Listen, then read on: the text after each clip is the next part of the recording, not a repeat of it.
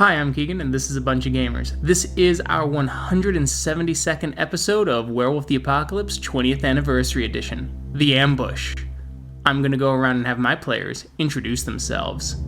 I'm Tyler, and I play Kyle, also known as Guards the Low. He's a Philodox of the Children of Gaia. Hi, I'm Sam. I play Cora. She's an Aruna in the Geta Fenris. Hi, I'm Adam. I play Mark Guides the Fallen, and he's a Thurge of the Children of Gaia. Hi, I'm Sean. I play Zeb Speaks-in-Sweet-Whispers. He is a Theurge of the Silent Striders.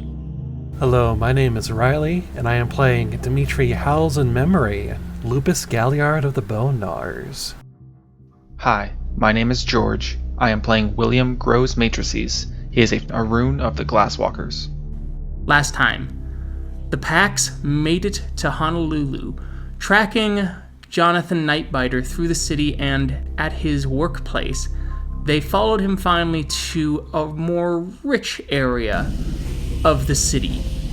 It is there that William traces public records and finds out that the mansion is owned by Bick Young, the former Pillar of Questions and fallen pack member of Fomori's Bane. The Pax leave and wait, confronting Jonathan and trying to get a plan together to ambush B. It is then at that moment that the Pax are attacked by strange men with glasses and odd weapons as Dimitri is caught up in a net of light and Kyle is dazzled himself when it bounces back onto him. The Pax run through the city as the color seems to leave the area. Storm clouds gather and rain begins to fall.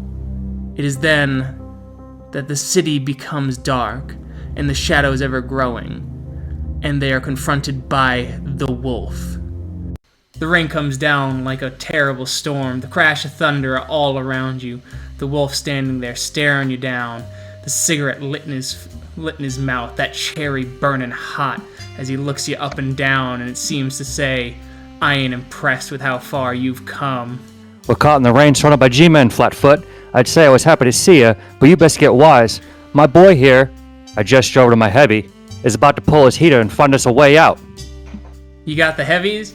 Okay, whatever you say, Chief. When I said it went all the way to the top, do you think I meant to the top of the two-story building, your two-horse town? No, son, I was talking about the Empire State Building, highest building on Earth, seeing everything. That's how far it goes up, you see? And you just stepped in it. Now you got the little people after you, and the little people got big guns too. Follow me if you want to come out of this smelling like roses.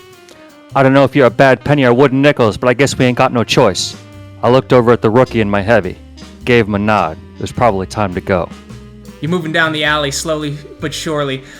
Jonathan Nightbiter darting each way, carrying your old rookie on his shoulder before putting him down as the wolf gestures over, smiling, going, I see, got one of them nets. Don't worry, I got a handy little trick. Don't you worry there, young fella, as he pulls out a mirror and he holds it at one of the light rays and it shatters the net around you like glass as he closes it up and goes, never leave home without it. Anyway, better get on your feet. What's up with that one there?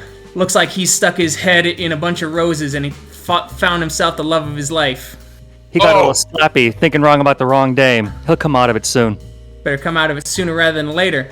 They got birds up in the sky, newest fangled technology. They got aeroplanes, and the aeroplanes that hide in the sun, able to shine through, keep the light in your eye. Careful now, otherwise they'll Red Baron you. You got a place or we gotta find one, Flatfoot? I think I got something. You follow me this way, you hear? We'll take a cab. Cabs are still good from what I hear. You got some cash on you? Zeb will reach in his pocket. The wolf looks you up and down as he thinks to himself, oh, I wonder what he's got. Maybe a couple George Washingtons? Man couldn't carry a Lincoln to save his life. He looks too dirty and too poor to be the type. Best, maybe an Andrew Jackson? Yeah, maybe in the next life when he's born of kings and queens. All your dollar bills turn to nickels as you pull out the quarters and you're good to make it hail. I'm so sorry. I want to say stuff, but I can't. I'm just laughing too much. It's amazing. Like every other gumshoe I'd ever met, He sure talked fast, stinking of whiskey still didn't learn to iron that shirt, but he was here, and I guess I was supposed to be happy? I wouldn't be about to tell him that, though. He's slick, all right, slick and fast, but we did need to find a ride, and quick. All right, Heavy, pull out what you got. Let's hail us a cab. It looked like poor Willie was confused. I went up to him and put a hand on his shoulder. Hey, Willie, Zebby baby over there told us to make a phone call. Hop to it. With everything going on in the town, it's a little too much to handle right now. So I pop open my phone, dial the yellow number that I know. You try and grab your phone, it ain't there, but thankfully just around the corner, just old reliable. Another payphone, little booth right there, getting you ready. Call a cab that way. Hopefully you got a couple George Washingtons in your pocket, and maybe a Benjamin Franklin to make up for the collect call. Well, good old reliable is over there. So I walk on over, throw a couple coins in. Like I said, I dial that yellow cab number. They answer. They seem strange. Their dialect strange. Their dialect not quite what you figure. As maybe distant. Maybe it's because you're all out here in the middle of the ocean. Who's to say? But you hear their voice and it's strained over the other line as it crackles over the wire. Hey, welcome to Honolulu Cab Services. How can I help you? Oh man, different dialect. I don't know if they can understand me as well as I can understand them. But man, I need a ride for me and my friends here, all 7 of us. 7? Okay, that's going to be one of the exercise cabs, sir. That's going to be... Well, we'll send someone over. I hope you're not going too far. It's going to be a little bit of a surcharge. I hope that's okay. Yeah, money's no problem here. Just make sure that it can fit 7 of us, and we'll be on our way. Sure, sir. We'll send a cab to your location now. Thank you for your service. The phone you hear click on the other side. Another crash of thunder, and you hear the thwops of the propeller blade overhead. You can't see them, not yet, but you know they're close. Moving out through like a shadow in the night, hidden behind the clouds and the terrors of the lightning. A few minutes pass, you all light up. The wolf handing cigarettes here, pulling out his Zippo and giving you all a light. Smoke 'em if you got 'em, ladies and gentlemen, as he turns to Cora and tips his hat, saying ma'am, as he shows himself still to be a true gentleman despite being dirty like the streets. The cab comes in, huge, almost a station wagon, maybe a bus, as the cab driver opens his door and is like, all right, come on in right now, see, and we'll go on over to whatever you need. Who's paying for this joyride? William would step up, pulling out wads of cash because money's no problem to him. He was born in it. He made it. Nothing was too expensive for his taste. It'd be me, sir. I'll be paying for this ride. Make sure you get us as far as away from this storm here. Sure thing. 2 Lincolns. Oh man, high roller you going? As the wolf goes. The wolf walks up, puts his hand on William, gives a brief squeeze, gives a nod, and goes, hey, can you go to this address real quiet like? No attention, please. We like things quiet. Poor son there had his heart broken as he turns and looks at Kyle, shaking his head with regret and sadness. He might not smell like the bottle, but he's had a little too much. His stomach's all over the place if you hear me out, but please don't talk to the police. We know what's wrong, but man's got to get over his heartache somehow.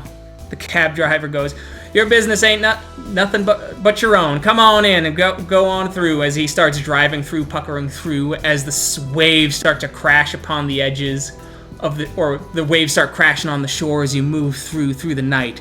The car going, it's racing fast. Despite asking for subtlety, that cab driver knew get out of the storm as fast as possible as he rips it up and starts going a whopping 35 miles per hour through the city streets.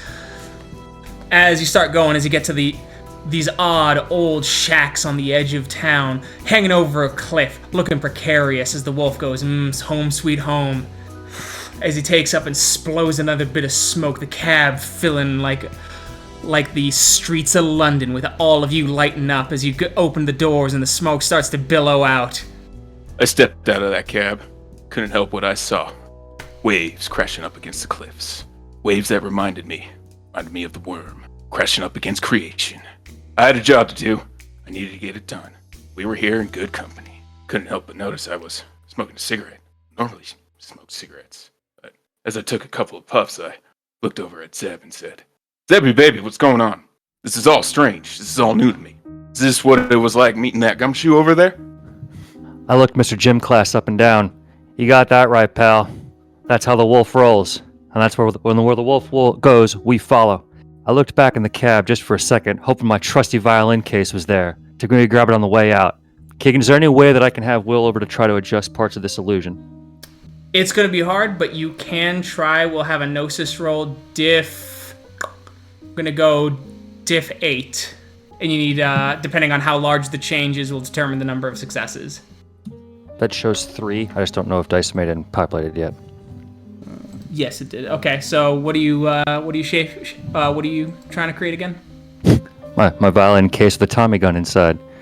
All right, you got your violin case. Coffin nails and my baby. Never leave home without 'em. That's the way the wolf taught me. Had to watch my back a lot more. One more scrape again, I can't owe this guy any more than I already do. I'm deep in the hole to you, Wolf. Always will be. Boy knew how to adapt to a situation. Got quite the gun, too. The wolf looks you up and down. He takes another drag, pulls out another cigarette as he's about to kill the first one. Killed. Like y'all will be if them men come showing up. As he pops out another cigarette, pops it in his mouth, lights up that Zippo, and it all starts to flare up, creating the light of the moon in your eyes, giving a glimmer. As he goes, you're really in it, boys. These boys are high up. You got someone up in... You got people as high up as maybe the Wilson administration. Got a real so be careful, boys, because like I said, it goes to the top, tippy top. All those who like to play with fancy machines, they know their radio, and they're starting to know everything else about it. Able to send waves, create planes. Hell, I heard they're going to make the Zeppelin obsolete here in a few years to cross the Atlantic Ocean. I couldn't help but hide as my eye grew a little wider. Hearing those words come from him now, confirming a truth maybe my heart didn't want to hear. I looked at him again. Look here, Wolf, I knew about the election. I knew there was some backing, heavy backing, trying to move things around up at the top. But there are others that have come out of nowhere. We can't keep track of them all. These ones with the technology, I got you. What about the other ones like me? You know of anyone else there making any big moves on our side with the dogs? I seen a couple dogs, but they looked more like bats. One of them was all kinds of weird, jumping around and doing dances. Started bringing up things from the other side, probably devils from hell, from all I could tell. Fire and brimstone in ways that you wouldn't believe, and it made you forget you hadn't said a prayer in 20 years, the wolf said to himself as he goes, I'd seen him. I've heard that description 1,000 times, and I knew exactly what he was talking about. He was talking about the Spiral Boys. Seems like the Spiral Boys are behind this too, eh? Looks him up, looks this joker up and down. Seems to know enough to get himself into trouble. Probably not enough not to find a bullet in his ass. But that's okay. You'll teach him. The wolf provides, and these dogs will become part of the pack. That's right. There is some Spiral Boys, but I only counted 2. A femme fatale going by the name of B. She found herself at the tippy top of her own organization, working around, playing with drugs, selling penicillin at an upcharge price during a war. There's another one too, stranger sort, doing things in weird shuffling, calling up demons. Think he might be a Satanist, but God only knows. I only heard them in fairy tales, but I guess fairy tales is real now, and you better hope Tinkerbell doesn't find you and put one in you hard. I looked this wolf up and down. He looked like he was about his cut. Well, it looks like Peter Pan ain't gonna come and save us. Let's do it, baby. Kyle, you feel the rain striking your face. The thunder takes you out of it. You stop thinking about your mama and you realize where you were right here, right now, as you look upon the cliff sides and you see the strange figure in his trench coat and his fedora, smoking up cigarettes and handing them out. He looks over with an intense look at Zeb and Mark, and you can only wonder, how the hell did I get here? What happened? How strong was that bootleg liquor? And how can you get some more when you hit other hard times? Who the hell is this? Where the hell are we? And where are the boys that were chasing us? Boys chasing you are topside, flying around, using one of them new fangled contraptions called an aeroplane. Got guns and lots of them. Got sunglasses too. You can't give them the goo-goo eyes that get you all them dames over at the speakeasy, if you catch my meaning. No, I think I do. I think I tried to dazzle them. Ended up dazzling myself. Never known a man to be so attracted to himself, but then here we are. I guess they showed you a mirror, didn't they, Narcissus?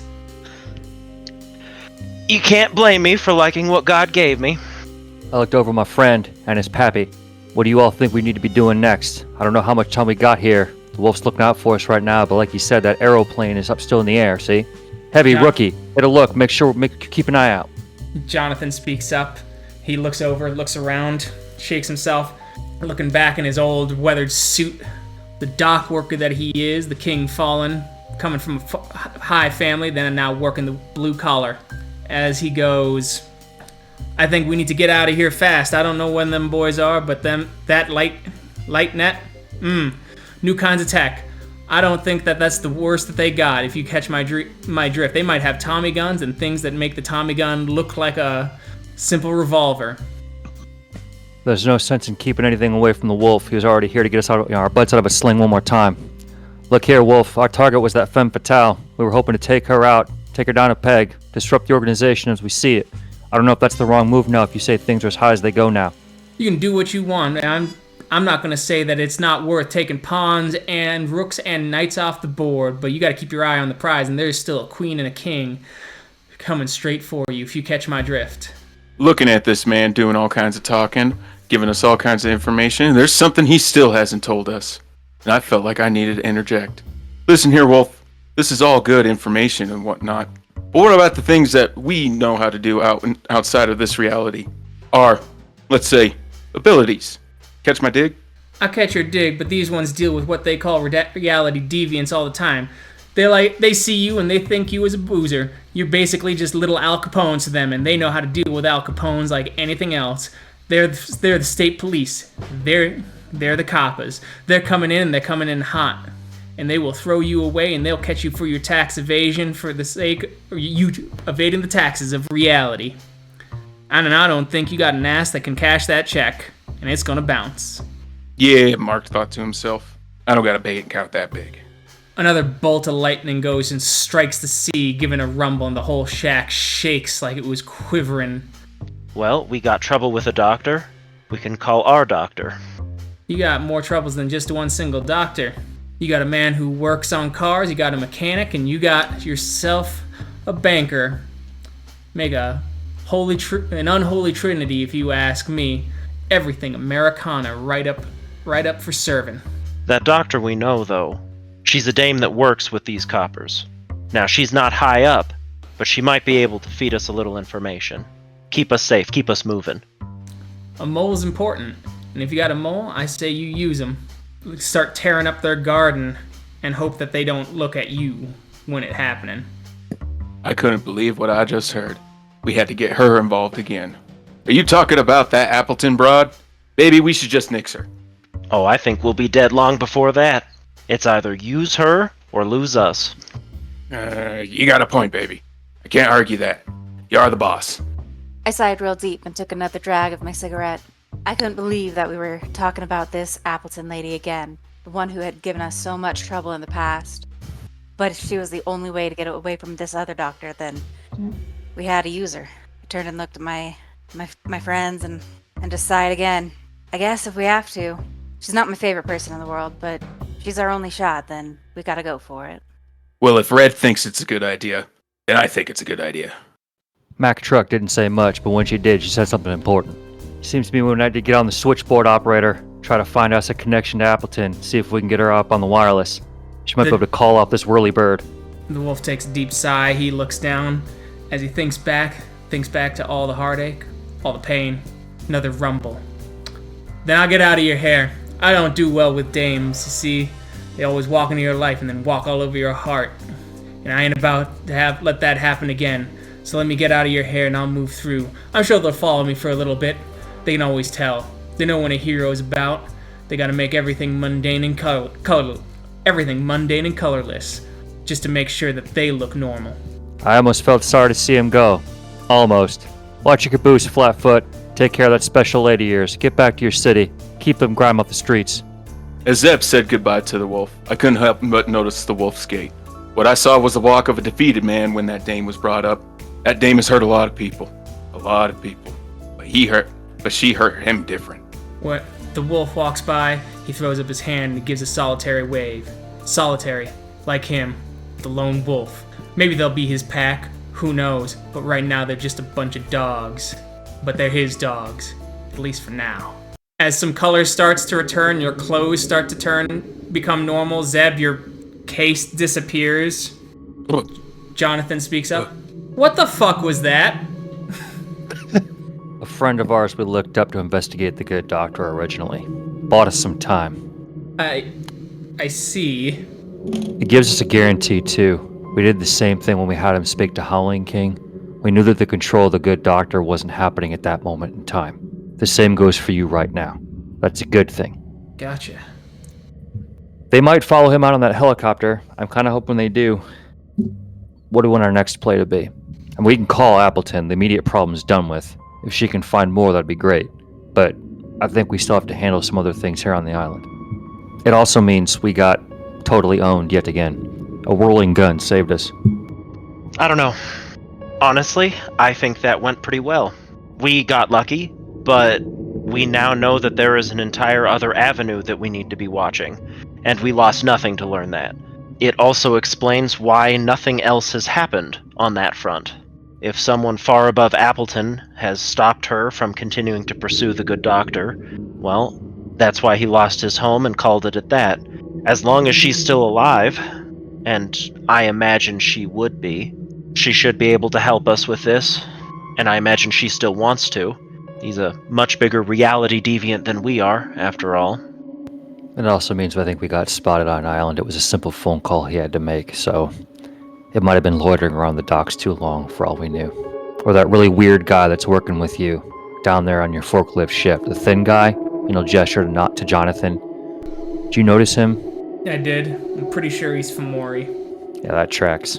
But I can never get him alone at night, or alone in general.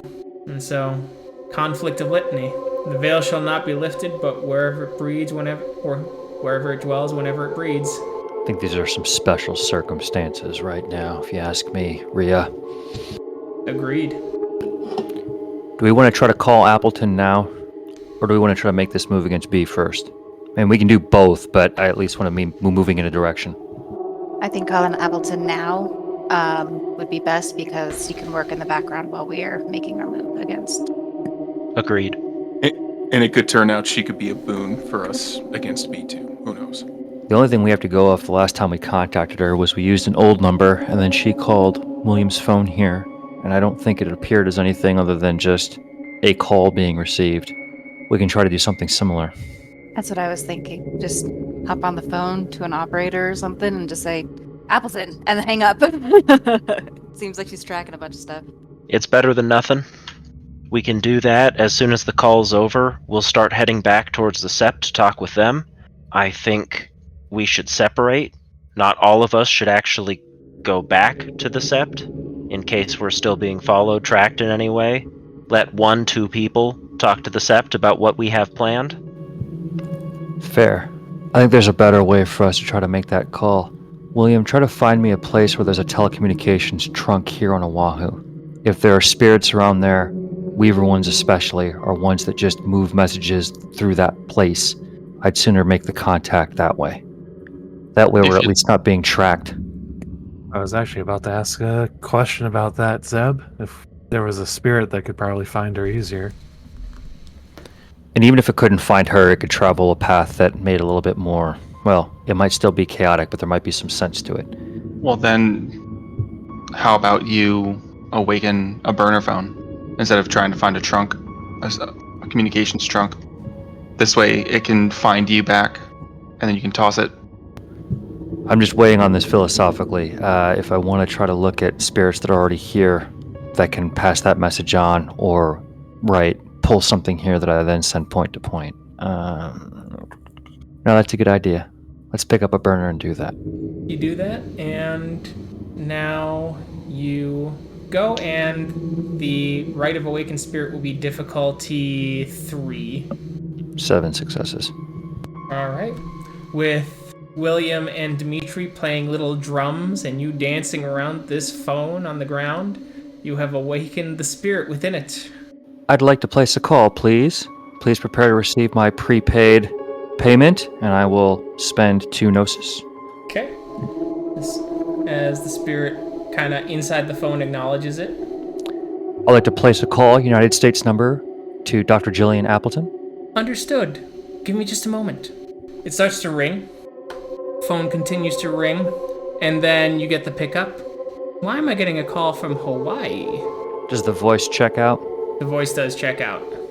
I thank you kindly for your strike against the good doctor. He is not dead. We probably don't have much time. There are other agents that are moving around here, and there are 2 others, the engineer and the banker. What? Yes, Who is this? you know who this is. One eye, hideous. Okay, getting your info up.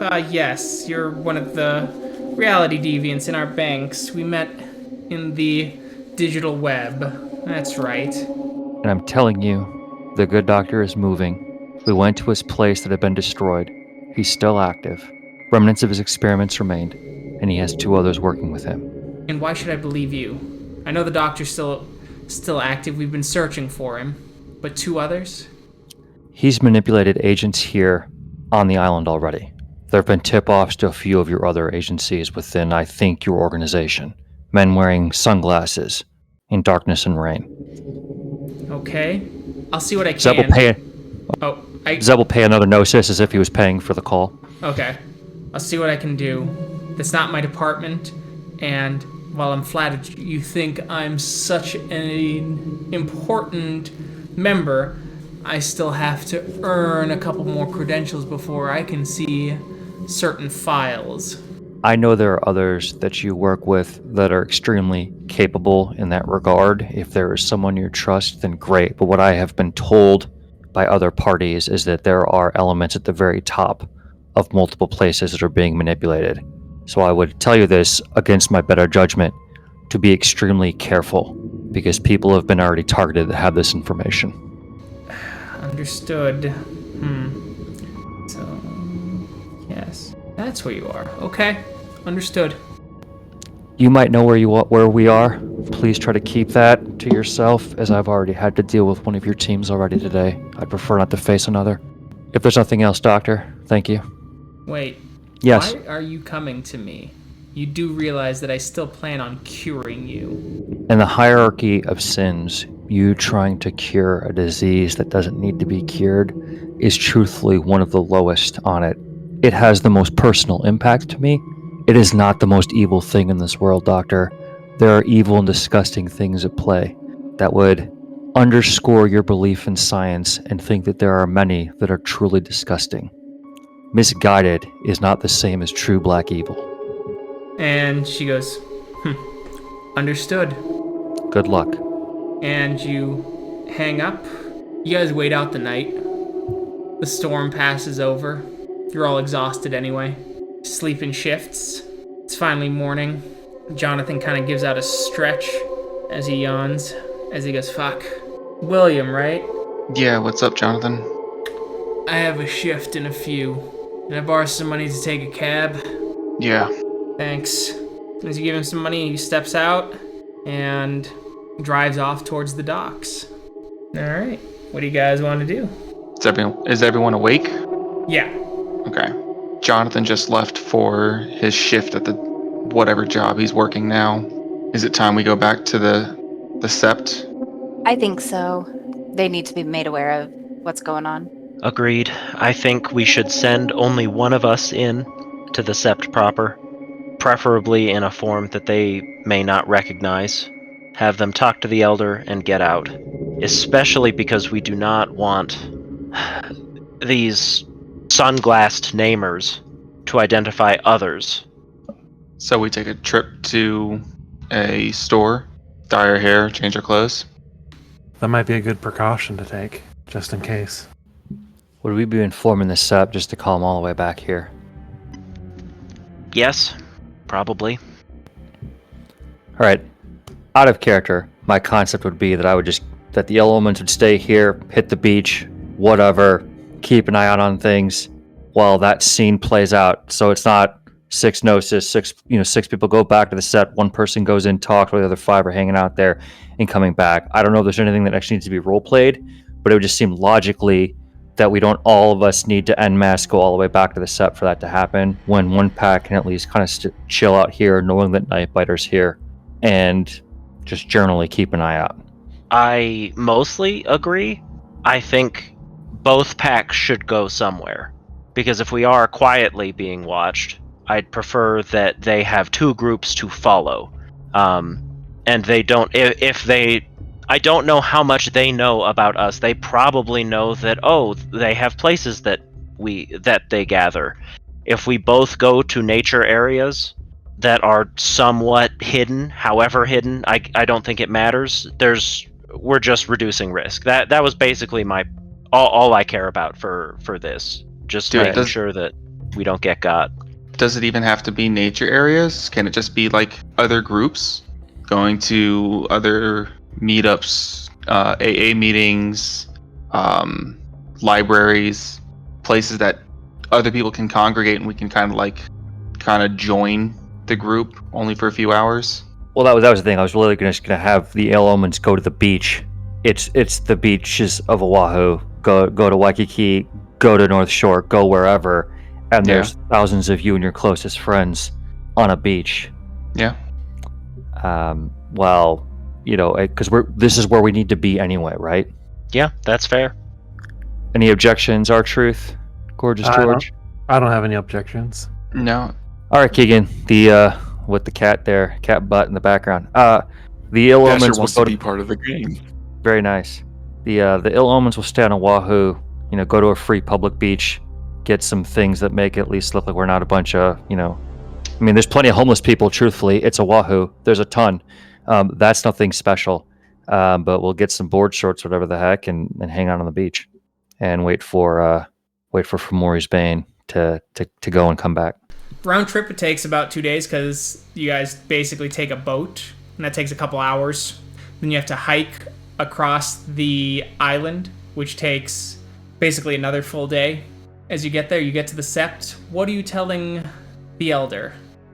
So, first thing we're telling them is like, hey, we are not going to be coming back here at all if we can help it, because we have learned about these namers that at least know our faces. So we are trying not to put the Sept into any more jeopardy. And then we are telling her, okay, we have done some reconnaissance. We found a Spiral who works for Magadon, our former pack mate. She is here. We plan on killing her. Nightbiter is going to help us ambush her. He is compromised. He knows he is compromised, and he is trying his best to be as little compromising as possible, which is I don't know what to say about that, just other than that is what's happening. We are planning an ambush for B. We don't know if the good doctor is going to know about it through Nightbiter, against his will or not, regardless. It would be helpful if they could potentially ambush them if we are ambushed, but if they can't spare those resources, we understand. That's the gist of it all. So roll me Charisma Expressions Diff 7. Okay, so she's kind of like, I can maybe spare a few, but how is he compromised? What is going on? Do we need to be worried about the Sept now with him here? We don't know what the good doctor's goals are for here. It could be that he is here because B is here, the Spiral. He is compromised because a piece of him is under the control of the good doctor. Not in the way that he's not a puppet, but if he releases that piece, he will instantly go back into Hirano. And they seem to be able to torture that piece to some extent. B is holding that piece. So, theoretically, handing him that piece back in the jar grants him time. This jar, this thing that holds that piece, will eventually decay without the influence of a namer. Probably specifically the good doctor, but I don't know that. We might have someone who can help, potentially, if he is able to get a hold of it. We try not to, as namers are notorious for draining Karens, but they're also related by blood to some of us here. That is incredible news. I hope that you can help him, but I also understand if the risk is too great, and I'm sure he would too. We can discuss it with them. When do you need us on the other island? We might be able to send the packs that Nightbiter was going to use for his raids. They're only Cleoth and Fostern, but they're better than nothing, correct? Far better. And unfortunately, we don't know yet. Is there a way that we could contact you easily from afar? I will go there. She points to a part of the park. Every morning to meditate. Send a spirit within the morning hours of maybe 8 to 10, and I will be able to hear and listen to the spirit there. We can do that. Thank you so much for all of this. We'll send them off as soon as we can. Hopefully you'll give us enough time for them to get over there. Taking a ship, as you found, probably doesn't it takes a bit of time. Yes. Alright. And so, after about 2.5 days, you guys get back, and you find the Ill Omens. Ill Omens, you were found by Jonathan Nightbiter using Pulse of the Prey, and he takes you to his spot as he's been working his odd jobs, and says, that fucking Spiral is being a pain. She's making me clean her house, but she's wanting to create a kill zone for the upcoming raid. Maybe we can use that to our advantage to try and lure her into her own trap. She's trying to set it up at the facility proper. Yes. Do you have any idea who might be helping her on the spiritual side of things?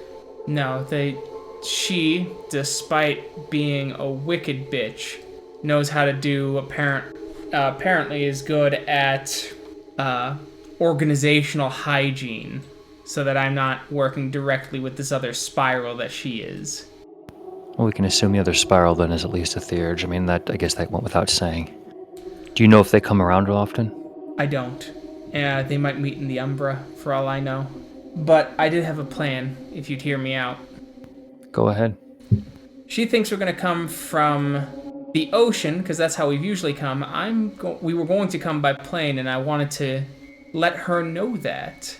And say we're coming from the plane, and we're actually going to hit their facility from behind. And then draw her into a natural area where we have more advantages. That way, and then I'll use the explanation of her being able to keep their facility intact without any fighting, and that would help her corporate ambitions. And that we draw her to Makalue Forest Reserve. I'd definitely sooner fight her, not on ground of her choosing. Do you know if Pentex has teams here? They have at least 2 first teams. One of them being a Fomori first team. Zeb will look at William and Dimitri. What do you guys think? I think it's a plan. I don't know if there's any better way to do it. I think an imperfect plan is better. An imperfect plan done now is better than a perfect plan done too late. I agree. And I think we're capable enough that we could probably deal with B and whatever else she has and whatever else she has to back her up. I mean, I do have Call the Rust. Maybe I can destroy their guns that way if it comes down to it. Yeah. I look back at Nightbiter. Did you all attack normally through the Umbra or the physical world? We went through the physical world because that's where all the machinery was. And with the thickening, it's hard to get into the facility and then pass back into the physical realm with wounds already taken. Yeah, it's a lot for Cleoth and Foster, and hell, it's a lot for us. Yeah. Alright, so plane via the physical world. Does she probe you on this pretty heavily when you start talking to her? She thinks I'm in her hand, that she's got me under her thumb. She occasionally squeezes my prison to remind me what happens if she finds out I'm lying. So we have to make sure that I'm not caught lying until she can't do anything, right? Alright. I'll give you an absolute truth, just in case. I have awakened a plane spirit. Okay. Alright? and that would be a tool at our disposal. So if she presses you, that is an absolute 100% truth. Okay. Thank you. We'll look to get ready. What's the time frame we want to aim for? Oh, she's got several meetings. I can't foresee us being ready for at least another, probably 2 weeks. Fair enough. One other thing, does she carry that piece of you around with her? Yes. All the time. I am sorry, but that is good to know. And do you think the other spiral will show to stop this raid? They might. I'm not sure. I don't know how loyal they are to her or if they're loyal to Pentex proper. Well, there are other spirits at our disposal. They can make of that what they will. Sure. A plan is a plan. We'll talk to others about it and get ourselves ready. Sure. I'll be out. Here, this is my phone number. Just call me if something comes up. That's the hotel I'm staying at, so I won't be able to answer until after my shift. Understood. We'll keep an eye out. And because during this time, even the last couple days, I mean, that's probably a lot of what we'll have done. Gone to the beach, kind of slummed around, kind of watching that area, especially if that Fomori ends up separating from the rest of the group, which will not happen. I know that, but we wouldn't just be sitting on our hands. We're going to be watching him quite a bit, just to see. Now that we know there's another spiral, all that stuff. As you watch, you do see other Fomori at the docks. They hide it well, but they have their suits in non-regulation ways to make sure to cover up obvious Fomori powers and changes, and you count at least 5. As it starts getting closer, you send a spirit, I'm guessing, to the Sept to let them know where the ambush is taking place? Yeah. Alright. It's getting close to night as you all start waiting. You come out there, as you start to go. Nightbiter takes you to where you need to be. As he goes, I'll start bringing her this way. Be ready. Take that bitch out so that I can finally be free. We will. Hey, stay strong, Dad. He gives you an unfortunately very weak smile, nods, starts to head out. An hour passes, another. It's finally dark. It's about 10, 11, and then something strange happens. It's getting brighter again, suddenly, and even brighter, and brighter, and brighter. Where one of the young Cleoth packs happen, a beam of pure light strikes the earth, causing waves of dust and fire to go every which direction from space. And the pillar of light starts coming towards you. I need strength athletics checks to start running. Diff 6 for now. Are we assuming we're all in Krynos already? I assumed yes. As you all start going, and the beam is coming towards you, and fire starts to spread across the area like crazy. It seems to be driving you north. With flames behind you and the beam of light coming swiftly, I need you all now to do a stamina athletics roll. Diff 8, please. As you are hoofing it as hard as you can. I would like to use my mulligan, please. Okay. I meant... So, Kyle, will you be using your mulligan? Yeah, I will be. As you're all able to do it, you get over there. You're kind of out of breath, though. Enough so that all of you take a point of willpower damage from the sheer stress of it, so lose a point of willpower. And the beam stops. The flame stops spreading. You're on the beach, and there's a bunch of muck. And Kyle, Cora, you notice something that you haven't seen in years. Years and years. Not since you were banished from the Sacred Stone the first time. You see 2 shark fins swimming next to each other perfectly before rising up in a giant shark man with green flames leaking from his mouth, and you hear clapping just smashing together as you see a Krynos bee and Jonathan in Krynos next to her. And we'll see how this all shakes out next time. Thank you to everyone who listened. We'll catch you in that next episode. Bye. Bye. Bye. Bye. Oh boy, bye!